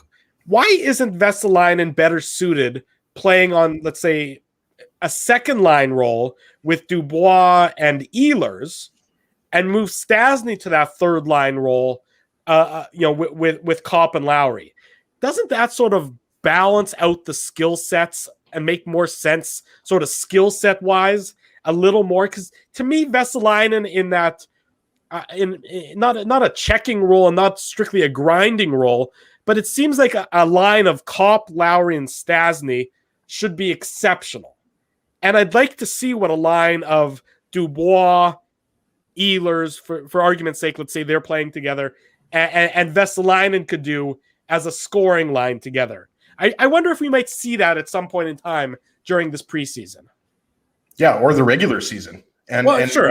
I think it's a good point that you make, right? Because, first off, we don't know if Pierre-Luc Dubois is going to start the season at center, right? I think we're expecting him to play. Well, I don't think he has to, Drew, because you could have said that last year too, right? After, he was back for a handful of games after his quarantine, you'd say, okay, let's go back to the natural position here. So let me stop you for 1 second, Ezzy. Sorry.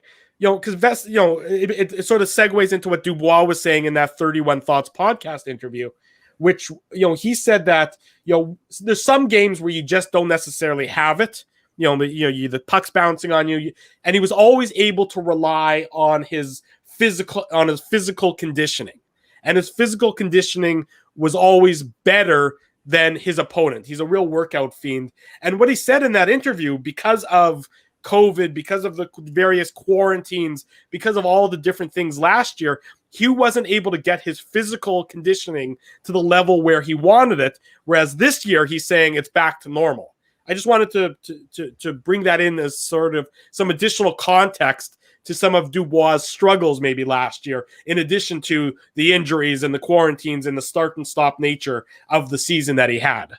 Yeah, no, fair enough. But, you originally were asking, Drew, about, whether Paul Stastny might be on the third line and Christian Vesalainen might be on the second line. And the reason why I brought up, Pierre-Luc Dubois and Paul Stastny and them, potentially playing both center and wing is because that would depend on Vesalainen playing on the second line would depend a lot on how Stastny and Dubois are used. I think there's a good chance that you're going to see Nikolai Ehlers, play some top minutes on Scheifele's line, right? And I think that's another, question is Blake Wheeler, is he better suited for, the second line with, I don't know, maybe you would see a second line of, Pierre-Luc Dubois with Blake Wheeler and maybe Paul Stastny on the other wing. But I think your point is how do you maximize Christian Vesalainen? And, I've thought about it throughout the summer, and I I'm not as opposed to Christian Vesalainen playing on the third line. Let's be honest, guys.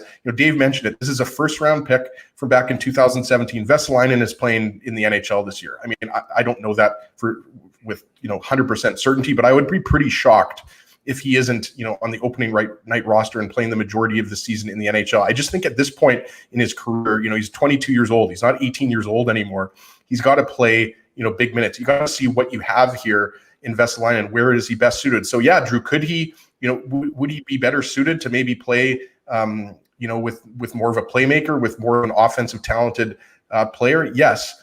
But I would say this, guys, I wouldn't get too fixated on third line checking role because, yes, that is your quote unquote shutdown line, but you also want to score. And let's be honest here, Adam Lowry and Andrew Kopp, they can score.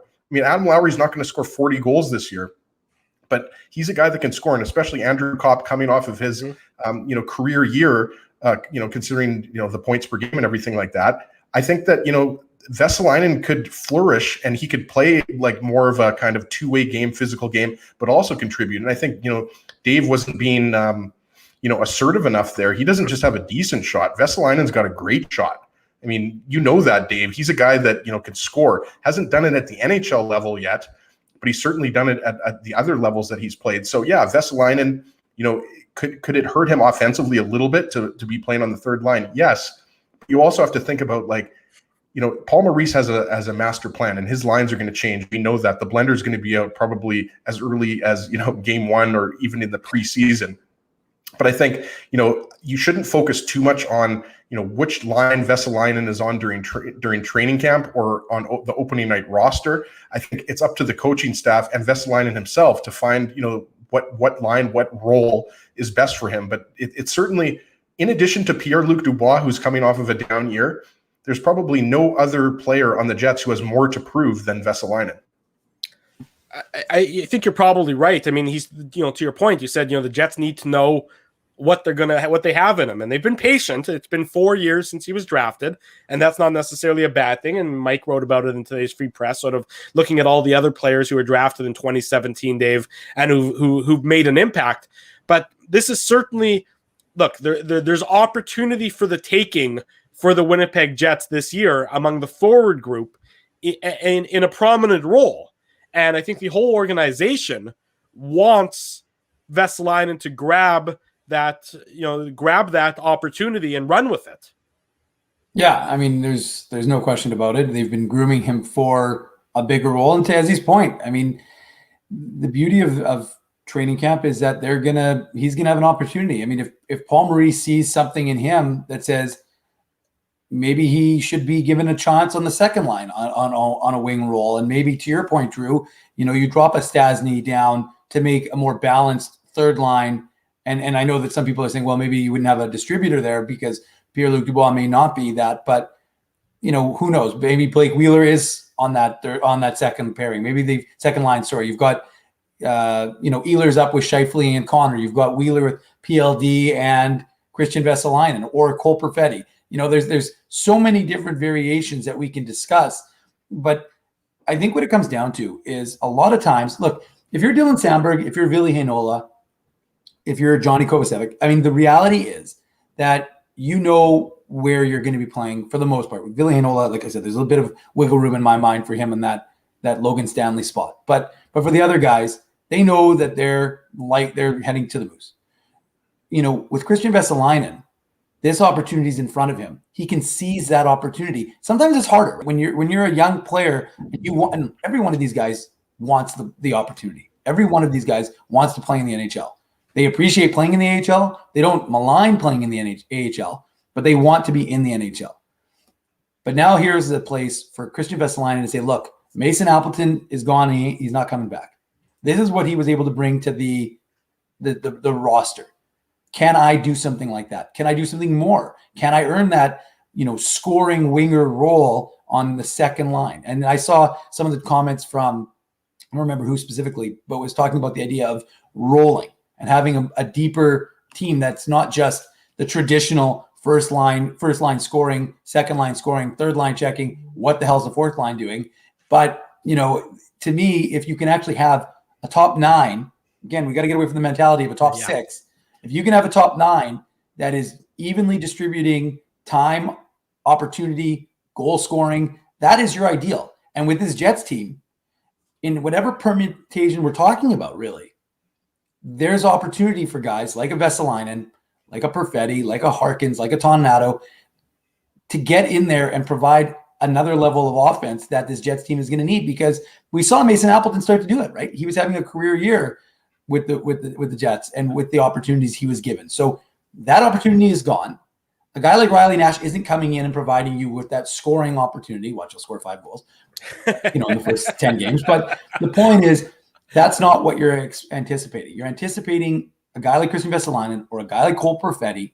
These young, I'm not putting it on Perfetti, but if he seizes the opportunity, you're not going to say no to it, right? If he's able to take that door that's open and slam it shut because he's got that, the Jets aren't going to cry.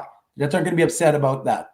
But the truth is, for Christian Vesalainen, who we're trying to keep it focused on right now, there won't be a better opportunity for him than right now this year to be like, there's an open spot, whether it's second line, third line, I can take that, I can seize it, and it's on him. I don't know what his summer was like in Finland. I haven't, again, like I said earlier in the show, I haven't seen him yet live, so it'll be interesting to see. But there's plenty of chance, plenty of opportunity, and it's on the player. If he can take it, if he can do what Logan Stanley did, nobody saw. I saw Logan Stanley every game for the Moose. I never anticipated what he was going to do. Now, we had a longer layoff, obviously, than traditional between the previous 2019-20 and 2021, but similar to what Logan Stanley did. There's an opportunity for Christian Vesalainen kind of take some people by surprise and say, listen, I've got a skill set that this team could use I'm going to provide some offense, but be responsible. And again, with the defense is composed, there's going to be a little more opportunity, I think, for offense with these forwards. And just to throw Dave under the bus here, 4 years ago, Riley Nash had 15 goals for the Bruins. So, yes, I don't think they're expecting necessarily 15 goals from Riley Nash, but he's not a slouch. Well, I'm just saying. He's not going to contribute offense. I mean, far be it for me to have to jump to Dave's defense here. But Riley Nash, I mean, look, when the Jets signed him, everyone said, "Look, it's a good signing because basically nothing happens when he's on the ice." That's been his reputation for the last number of years. Nothing good or nothing bad happens when he's on the ice. He's that defensively responsible. And if that's what the Jets want out of a fourth line, a guy that they can play, 10 minutes a game where those 10 minutes you're going to play to a draw, well, that's not so bad. Look, to expect Riley Nash to get more than, look, he's not going to get any offense to speak of, despite what he may have done 4 years ago. I disagree, though. It's one thing to say he's not going to provide a lot of offense, but to say that he's not going to provide any offense, I'm just saying, give him a little bit more credit. That's all I'm saying. 15 goals wasn't 10 years ago. That was 4 years ago. And he was a point-a-game player for Cornell. That's all I'm saying. He can provide some offense. Okay. yes, he did get 15 goals. Wait a second. Shouldn't Ezzy be saving this for our over-under segment in about 3 weeks' time? Well, yeah, but you know what he'll do? We'll do the over-under segment. He'll go under.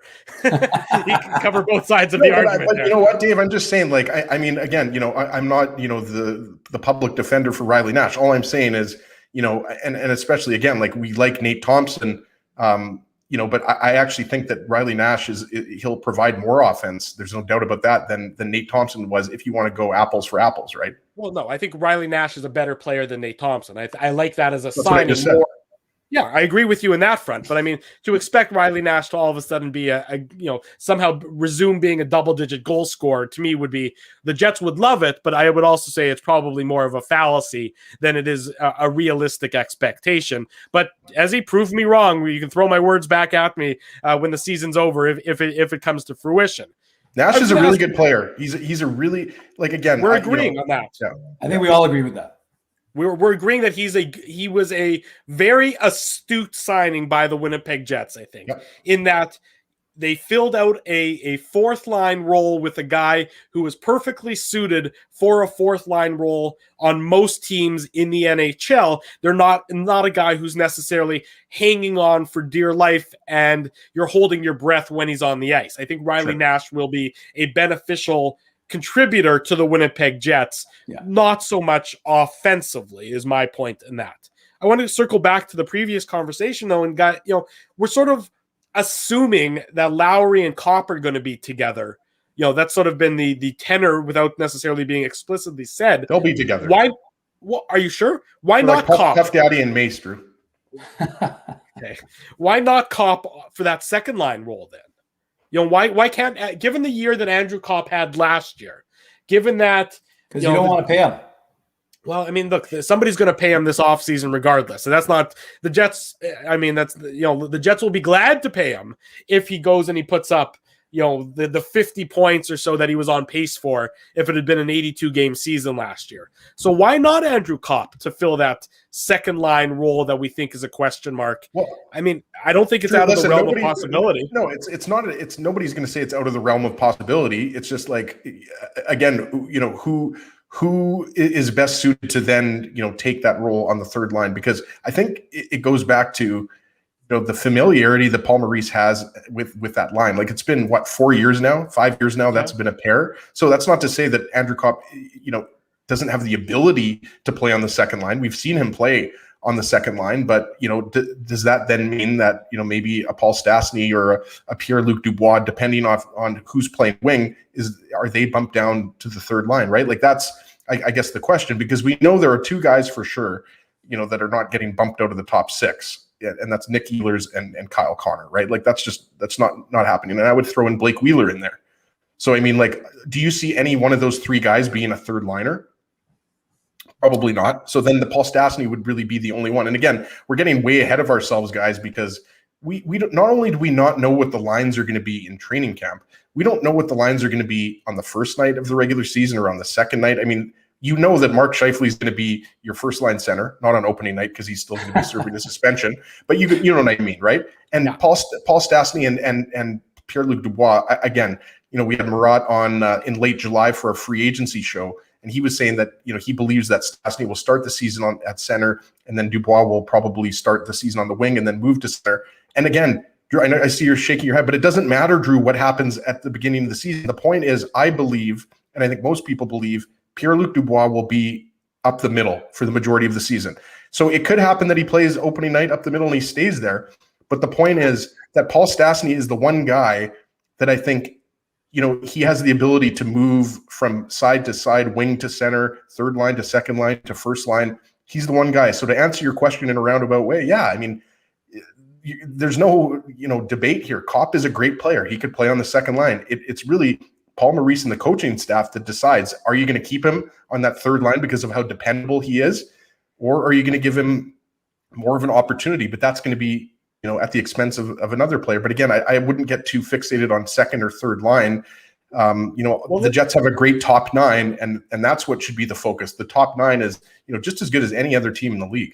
Well, let's talk about Pierre-Luc Dubois. And you mentioned what Murat said back in July. And, I do encourage everyone to go listen to what Dubois said with Elliot Friedman and Jeff Merrick. I thought it was quite interesting. Dave, how important, from your perspective, how important is it? You can hear that on illegalcurve.com, undoubtedly. So you can go check it out there. From your perspective, Dave, you listen to the interview, and Dubois talks about it was, it's not that it was a disaster of a year, but it's just a year where you can never get comfortable, and you can never get into a routine, and you can never get sort of feel as though you're a regular contributor to the team. Can we blame John Tortorella for everything, please? No, we can't, but you can certainly. I mean, he took the high road in the interview. Dubois did in talking about the relationship and why it went so sour in Columbus. And he said, and I thought it was interesting that he really had to bite his tongue at different times, where all the people were trashing him, and people who don't know him and don't know the story were speculating wildly. And he thought that he wanted to sort of not let sleeping dogs lie, but he did. His agent recommended that he not pour any more fire on things. And I thought that was an interesting discussion and interesting perspective that he shared. But if you're Dubois, I think the Jets have to almost a big part of training camp, and not to gift him anything, but is to get him comfortable and get him in a role that he feels he's going to be best suited for. So with all due respect to Murat and his opinion, and he's certainly very knowledgeable and a great friend of the show, the idea of starting Dubois on the wing this season and then moving him to center doesn't sit well with me. I think you need to establish what his position is going to be so that he can then continue to build into that position. And frankly, strictly based on talent at this stage in their career, I believe Dubois is better suited for that second line center role than Paul Stastny is, Dave. Yeah, I don't think there's any question about it. I think that last year was an off year. Guys are allowed to have off years. It's not, you don't send them to the moon. Drew had an off year last year, so absolutely, 100%. You brought me back, and I'm very thankful for it. And we're hoping that you're going to bounce back. Yeah. So the reality is that you don't fire a guy off to the KHL or the AHL for the rest of their careers because they have, especially last year. And I'm not making excuses for the guy. I'm just saying that there are always extenuating circumstances for these situations, and we tend to see things in black and white, and there's always going to be something a little gray in the middle that people have to sometimes understand. There's other things other than hockey in their lives, even though they're professional athletes, and even though the expectation is they're giving 100% of their focus to their craft. But ultimately, at the end of the day, I'm with you, Drew. I think there's no question in my mind, at least, that Pierre-Luc Dubois has to be your center, has to be your second line center. That's why you brought him in. You didn't trade Patrick Laine, the winger, for Pierre-Luc Dubois, the winger. You traded him to give yourself a Mark Scheifele, Pierre-Luc Dubois, Adam Lowry 1-2-3 punch, which is as good a 1-2-3 punch in theory as any in the league. So the truth is, Pierre-Luc Dubois, as you talked about, and I am with you, I encourage people to go to illegalcurve.com and listen. Mark Scheifele was on the 32 Thought podcast as well. Oh, Ronnie. Come on, Ronnie. It's not true. Ronnie's my number one advocate. If there's that is true. I'm I'm convinced Ronnie is your pseudonym, actually. But although I've met Ronnie in person, so I know he actually exists. But just for people who are listening to the podcast, Ronnie just said Drew has never had enough here. Drew is the man, but I'm not sure I agree. Do you agree with that? They have to be related. Ronnie has to be a cousin of yours. No, honestly. Or you're paying him or something. Ronnie just knows talent when he sees it and when he hears it. Anyways, the point though that I'm just jealous. I want Ronnie's love. Look, guys, Pierre-Luc Dubois sounds like he's had a very good summer of training. And I think that is the key. And we talked about it at the end of the season. We said this is going to be all about, he's the biggest question mark for this Jets team. Because, again, you don't trade a guy like Patrick Laine who can score the way he does for a guy to put Pierre-Luc Dubois on the wing. It's not achieving anything. I'm not saying he has to be there forever, but I'm just saying it's not ideal for the Jets. So, again, quickly, because I know John Forsland's coming up, but I'll just say that I would anticipate a bounce back here from the Jets' second line center. And with that, we're pleased to welcome to the program John Forsland. John is a good friend of ours. You know him, of course, as the Seattle Kraken premier debut broadcaster after so many years with the Carolina Hurricanes. John, good morning. Thanks for joining us. How are things in the Emerald City? Yeah, the Emerald City is great, guys. Good to see you all. And thanks for that build-up. That makes it special on this Saturday morning. That's good. Well, we appreciate you waking up bright and early with us, and you're rocking the Kraken polo shirt. So it's nice to see things are going well with you so far. I guess it's, just on a personal note, a big transition for you. You're going from the southeastern United States. You're going to the Pacific Northwest. How has the transition been from the Raleigh-Durham, the Golden Triangle to the Seattle area? Yeah, I'm the king of culture shock, right? I went from over 25, well, I guess it's 25 years ago, just about. I went from Hartford, Connecticut to Raleigh, and that was, trust me, that was a big change. And now after all that time to come out here, a welcome change, an energizing change. It's a beautiful area. It's going to be not an easy transition on a personal front the first year, because my youngest daughter is a senior in high school, and we're going to let her complete her studies in North Carolina. So the family's kind of split up a little bit, but that's the price we all have to pay for this wonderful opportunity. And at this stage of my career, I'm blessed. I get a chance to do this for the second time, and it's incredible. Well said there, John. Yeah, I was going to say, do they have Bojangles in Seattle? Yeah, or is that no, that's I muted that. There's somebody's at my door 2,500 miles away, so I can't answer it. And John, you're not going to be much help there right now. No. Go ahead. Wanted to say, you mentioned the Hartford Whalers, so you can't see it now, but I'm rocking the Violent Gentleman Hartford Whalers, and then Dave Minuk also has a Hartford Whalers shirt on. So we did that coincidentally. Yeah, we did that specifically for you, John, because obviously that's one of the most iconic logos of all time. And every time I see that Whalers logo, I absolutely love it. So before we kind of get into the roster and training camp coming up, next week, you're in Seattle as Drew mentioned. Just what's it like there right now leading up to, the start of the 21-22 season? Because it feels like it's been, 5 years that we've been waiting for, well, it was 5 years, it felt like, since, we were waiting for the expansion draft. But what is the excitement like in the Seattle area? I imagine it's, beyond excited for, the debut season for the Kraken. Honestly, fellas, I've never seen anything like this. Obviously, I've never been with an expansion team, right, and go through some of the buildup. But I was out here for the very first time in July for the 2 drafts. Remember, because of the pandemic, everything that happened, interview process, phone conversations, everything was virtual. My chats with Todd Lewicki, the CEO, one of the co-owners, Jerry Bruckheimer, everything was done virtually. So coming out here was different that way. But since I've been here, you can only imagine, if you can imagine the excitement going into a Stanley Cup playoff in a specific market like your market, that's what it's like right now. And some of these people have no idea what they're about to get themselves into, because some of them are neophytes when it comes to hockey, and others are not. This is an area, as you know, that's had major junior hockey for a long time. They have a history of professional hockey here and NHL hockey at one point, way back when. But I think they've been wanting another winter sports option here since the Supersonics left. This group has come in and they've put up what will be an iconic building. I'm not stretching this one either. I think Climate Pledge Arena will be the best building, bar none, maybe in the world. I've never seen a building with the amenities that this one will offer. You know, the team will have to give them a reason to be, you know, exciting, and give them a reason for the fans to build an identity and make it a tough place for the opponents to play. But they put up the building cost $1 billion to erect. The practice facilities, $80 million. It's fantastic with 3 sheets of ice. So, you know, it's everywhere you go, there's Kraken merchandise, because I think you guys will agree. They hit a home run with the color scheme, the name. Some people don't like the name. By and large, people really like the name. I do. And the colors are striking. So there's this mystique. There's time. There's been a pandemic where this team has taken advantage of the social media world and done a good job with it, getting their messages out.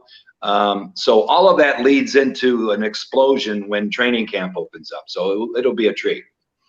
Well, John, speaking of training camp, you know, before the Seattle Kraken were just a theory, they weren't a team, but now they've got some players on that roster. So how do you think the roster is setting itself up for the upcoming season?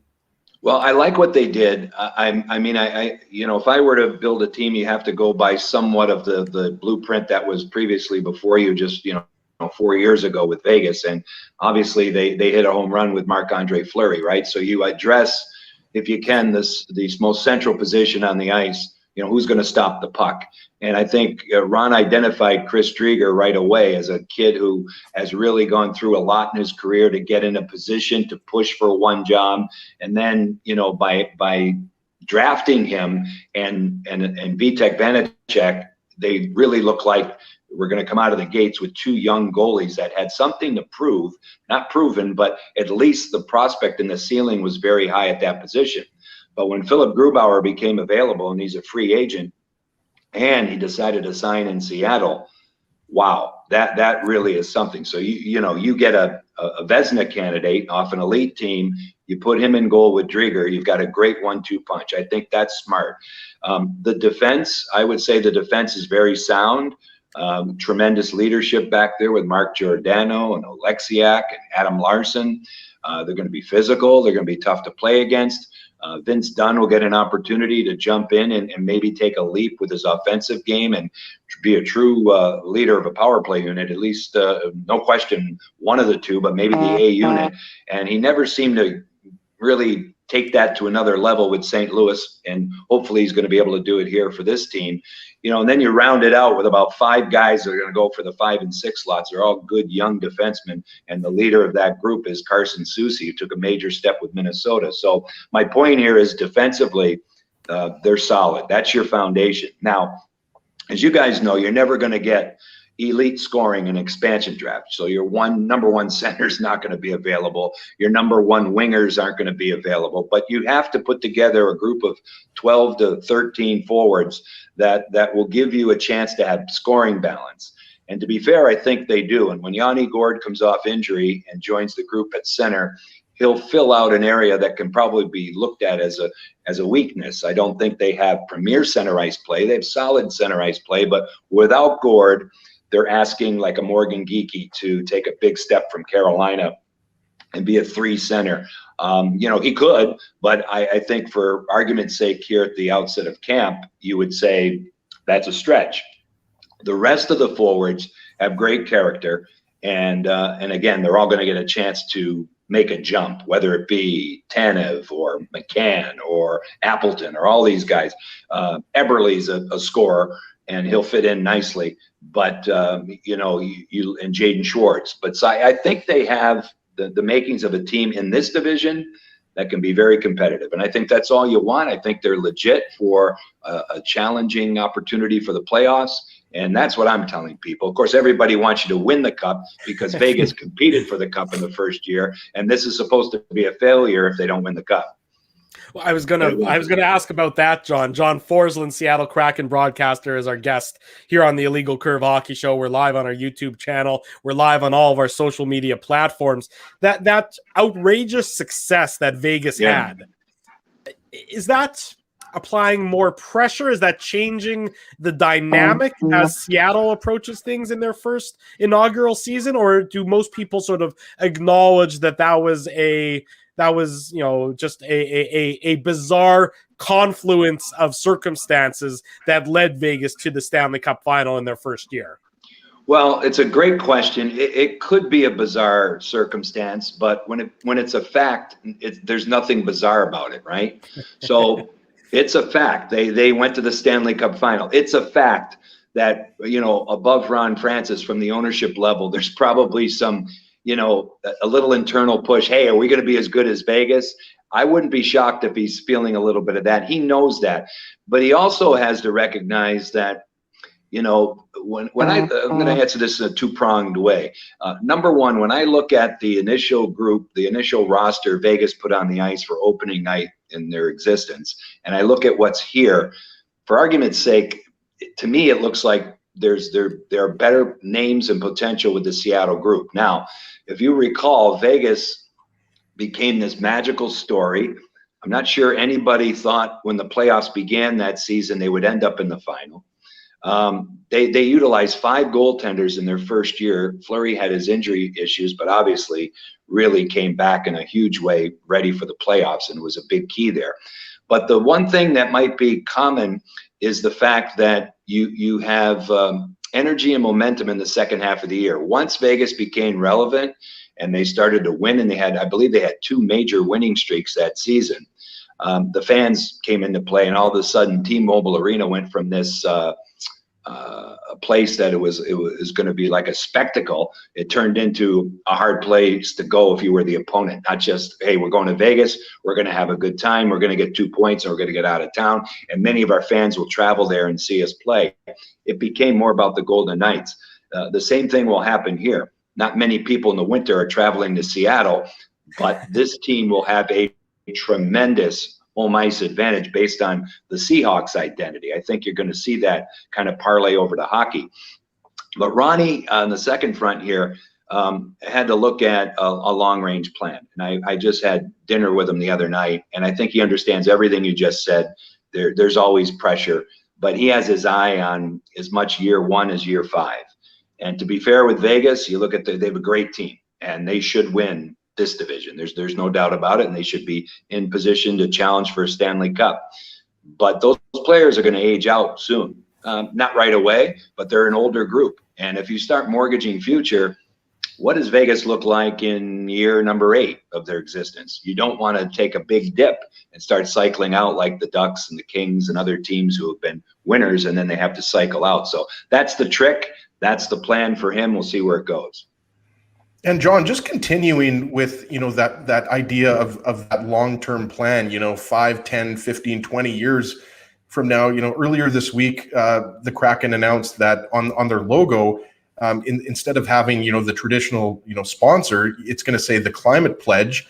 And we should mention, Amazon is the naming rights partner. So I guess they could have, gone with the traditional Amazon. But I think you'd agree that's very significant when you decide to put that and on the website, it mentioned, that this is a global, call to action for corporations, businesses, and organizations to take collective action for a safer and healthier planet. But not just that, but some of the hires that have made, Cami Granato as a female pro scout, Everett Fitzhugh as the first Black radio play-by-play broadcaster. Like, can you just talk a little bit about, it just seems Seattle, first off, I just love what they're doing with some of these hires and some of these initiatives. It just seems like they have started off the franchise right in doing things a little bit differently than other NHL teams.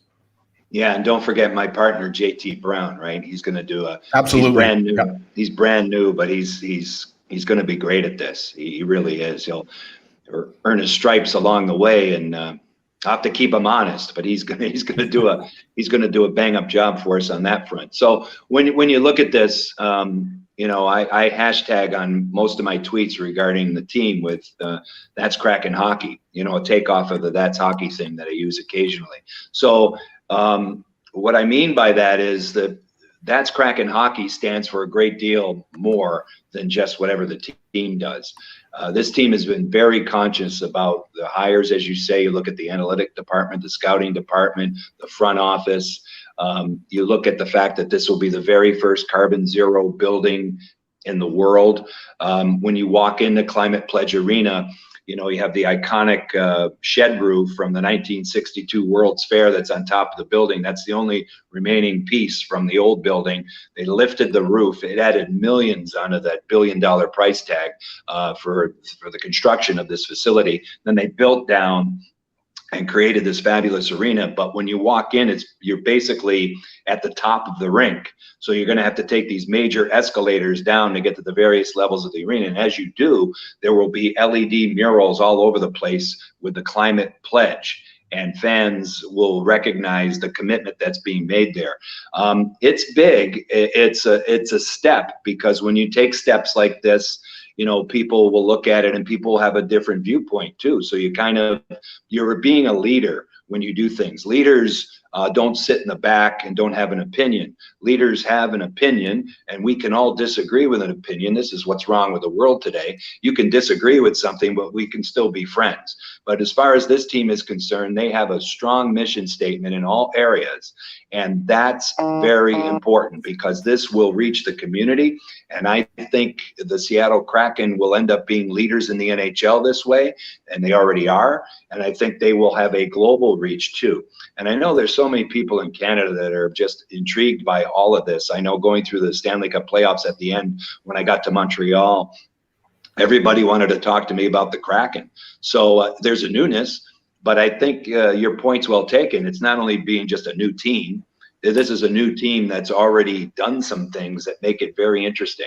And that will carry you, because, this is Seattle's community-based, Winnipeg's community-based. And I mean, you have to take your athletes and make sure they're part of the fabric, especially if you're a new team. The Mariners, the Seahawks, the Sounders, the Storm, they're all here.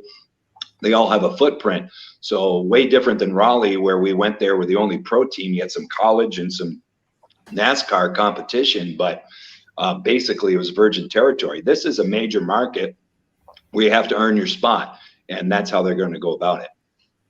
John Forsland, Seattle Kraken play-by-play broadcaster, is our guest on the Illegal Curve Hockey Show Saturday morning. We're live on YouTube and all of our social media platforms. John, we asked you about the roster. The team hasn't even finished, how they're going to look on game one of the regular season. So it's a hard question to ask, but because, like I said, they haven't yet iced that. But is there already some excitement about having a close proximity rival in the Vancouver Canucks? Because here in Winnipeg, obviously there's not a lot of close proximity teams, but the Minnesota Wild, obviously through some playoffs, have created that rivalry. In Seattle, are they kind of squaring on the Vancouver Canucks, or is it the California teams that they're seeing as maybe setting up a potential fun rivalry in the future? Yeah, the most I hear about is Vancouver. I think they're already braced for it. They're ready for it. I think the Canuck fan base is too. I had Vancouver last year better than they were. They had a lot of challenges, and I was wrong about that, but I thought they were going to show better. So that means they've made changes. They will be better this year. And so when I look at the division, I have Vegas in their own class. I have Edmonton and Calgary and Vancouver, and I'm putting Seattle in there as the teams that are going to push. And then you've got the California teams who are in a cycle. I don't like to call it a rebuild. I think the salary cap has led us to cycles. Teams go through cycles. So they're in that cycle after being great for so long. You pay a bit of a price as you try to work your way back, because that's the only way you work back. Now, that's not to discount what they could do. With the young players, the Ducks and the Kings and the Sharks are trying to put on the ice here, that will make them competitive. And the entire league is, as you know, like there's no league that has better competitive balance than the NHL.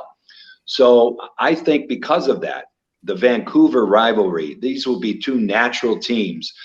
For instance, one of their games will be the first game after the Christmas break, right? So that's sensational. Seattle will be in Vancouver. It's a 27-minute flight, I guess. So that's what you want. You want that New York type of rivalry right around the holidays, because The fans are going to wake up after Christmas and say, okay, now we got a rivalry game. And the teams are relatively fresh because they don't have to travel far. And I think by then it'll be a very important game. And my hope is that this team will have relevant hockey in February and March. Rather March and April. I keep forgetting that there's nothing happening other than the Olympics in February, right? So March and April, that's what you're looking for, and the push for the playoff spot. Yeah, we're sick of being nice to our family. Let's go let some vitriol out against our arch enemies in Seattle or Vancouver. Yeah. See you guys later. Exactly. John, last question for you. You talk about, the Kraken, becoming part of the fabric of Seattle sporting scene and being part of the fabric of the Seattle community. Who's that one player that's sort of taking that lead and becoming that sort of face of the franchise more than some of the other guys, or more than Ron Francis has been, as he's been building this franchise on ice? Who's that guy who's going to sort of take that mantle as the face of the Kraken franchise? Well, I think, as the season goes along, Mark Giordano will evolve into that, just organically based on his character and his history of being a leader and what he's going to mean to the team on the ice. But I can tell you, just based on the summer and the recent jersey launch, the team launched its jerseys on Wednesday for the public.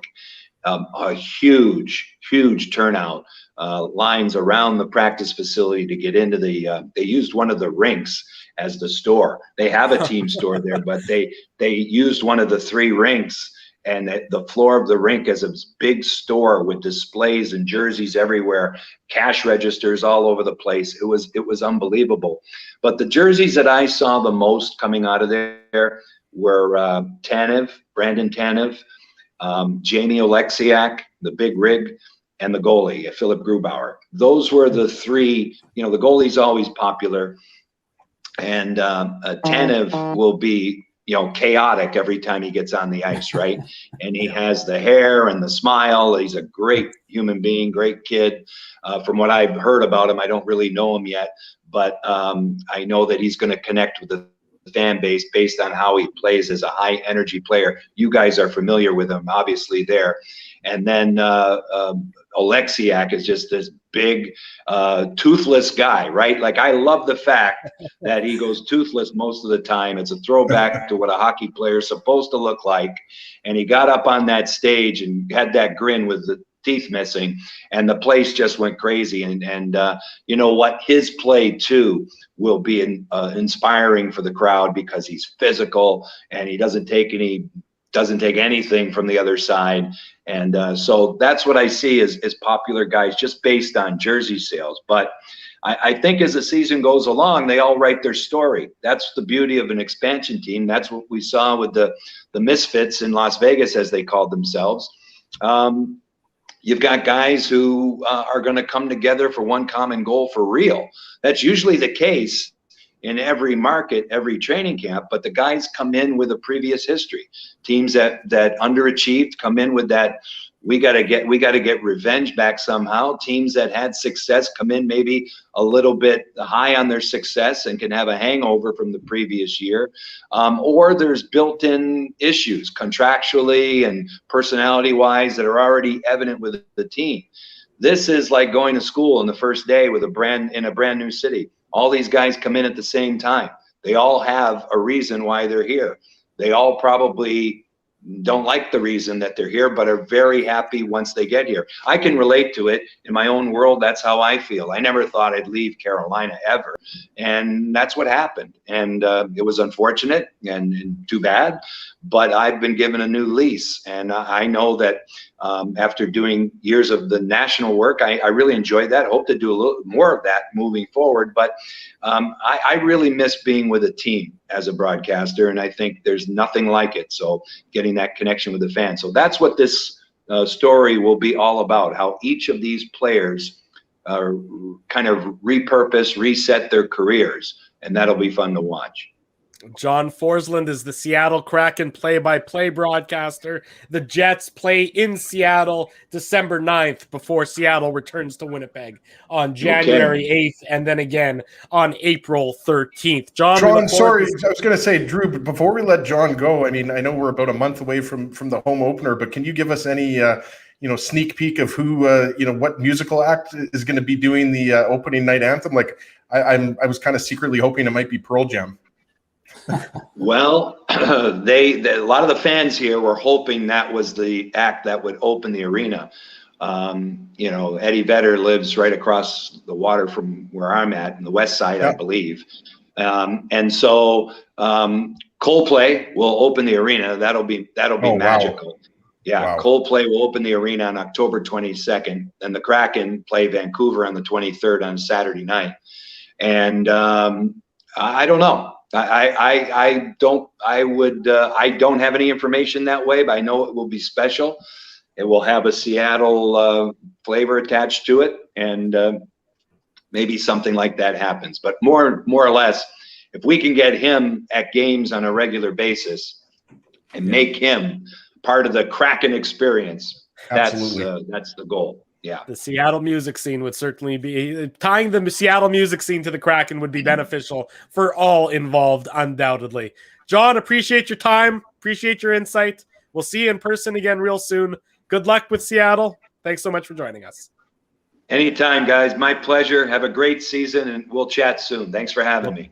Thanks, John. There he goes. John Forsland, Seattle Kraken broadcaster, joining us here on the Illegal Curve Hockey Show. Let's take our final break. When we come back, we'll wrap this Saturday's show. Much more to discuss. Stay tuned. You're listening, you're watching, you're chatting with the Illegal Curve Hockey Show. We're live on YouTube and all of our social media platforms. Keeping Winnipeg laughing for over 30 years. Rumors, Canada's longest-running comedy club, bringing you the biggest laughs from the best comedians on the planet. Jerry Seinfeld, Chris Rock, Jon Stewart, Dennis Miller, Brad Garrett, the greats, and all the up-and-comers too. When was the last time you laughed out loud? Make it a great night out with friends, or book your office or birthday party. Even a fundraising event at Rumors. Get all the details and dates on upcoming shows at rumorscomedyclub.com. Hey, Drew. Ezzy, whoa, what a smile! Yeah, I got my crowns done at Linden Market Dental Center, and they whiten my teeth. I see. They're so bright that every time I smile, they go, "We have hockey tonight. Do you have a mouth guard to protect those pearly whites?" I sure do. Whoa, they even ting through the mouth guard. Linden Market Dental Center covers all your dental needs from restorative to cosmetic dentistry and will fit you with a sports guard for that active lifestyle. 877 Waverly. See lindenmarketdental.com.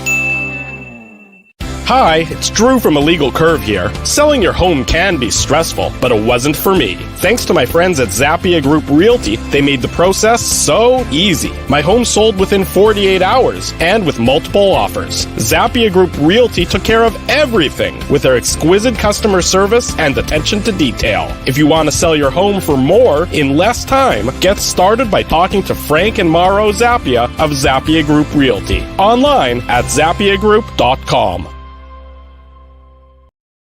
While you can't always count on your team winning, nor your favorite player scoring, one thing you can always count on is Bernstein's Deli. They've expanded their services because the team at Bernstein's Deli wants to accommodate your needs and keep you safe. Open Tuesday to Saturday from 9 a.m. to 6 p.m. to serve you. Head to your phone, in-store or online to shop for groceries or order meals from the restaurant, like the legendary Illegal Curve Sandwich. Just go to bernsteinsdeli.com. So you're a pizza person, you married a wing person, but somehow your kids are salad people. You can't pick your fam, but you can pick your BP meal deal, starting from $18.99 for takeout or delivery at bostonpizza.com. Welcome back to the Illegal Curve Hockey Show. Some fun interviews today. Dominic Toninato from a Jets perspective. Always great to hear from him. Some nice insight. And then John Forsland, certainly one of the premier broadcasters in the game of hockey. Good friend of our show going back to his Carolina days. He's an amazing person. We've had a chance to meet him a couple times. And you're right, Drew. I mean, there's a lot of great broadcasters out there. I mean, obviously, with Dennis Bayak and Paul Edmonds here in Winnipeg and others. But I mean, he is certainly in the US and everywhere. He's amazing. And like you said, we had him on many times on 1290 when he was the Carolina Hurricanes broadcaster. And I don't think there's anybody better, to be the first ever, Seattle Kraken TV play-by-play broadcaster. It's just going to be such fun. Like, I know some people, think that maybe, 32 teams is too much. That's fine. but it's just so exciting. I listening to John, talk about Climate Pledge Arena. I mean, I can't speak for you guys, but I'd love to visit Seattle one day and check out a Kraken game. Obviously when things calm down a little bit. So it's going to be very exciting to see how that team plays this year. Undoubtedly, you're right about that. A signing to announce before we wrap up on this Saturday morning. Big Z. Zdeno Chara, the Big Z. Ezzy, did you see the news yet? You want to guess? No. Going back home. Guess, Ezzy. Where do you think he's going? Did he sign with the Bruins? No, Nope. going back home. Czech Republic. No, Slovakia. not literally home, but like where it all started for him.